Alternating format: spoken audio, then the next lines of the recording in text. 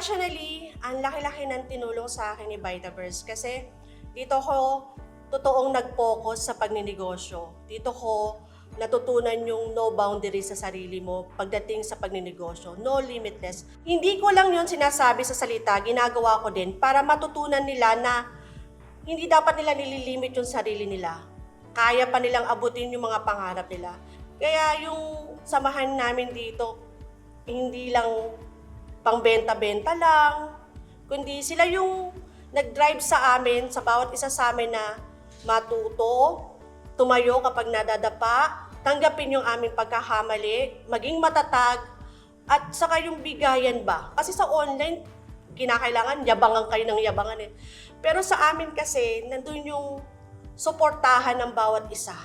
Ramdam na ramdam mo na meron kang support system talaga na kasama mo sa pag-angat. Hindi porke ikaw yung upline, ikaw lang yung magaling. Ang dami mong natututunan sa kanila.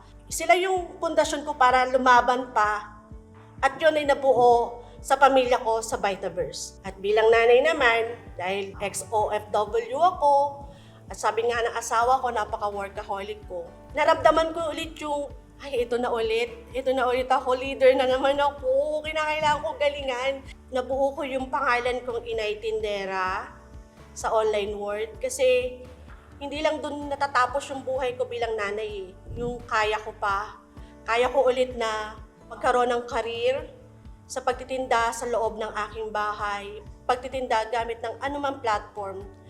Na-establish ko ulit yung dating ako na may career at napakita ko sa mga anak ko na hindi porke nasa bahay lang ako, nanay lang ako.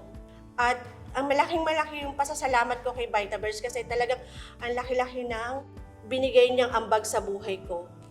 Hindi lang professionally, bilang ako na nanay ng mga anak ko. Dito sa Vitaverse, hindi lang negosyo, pamilya meron kami. Salamat, Vitaverse!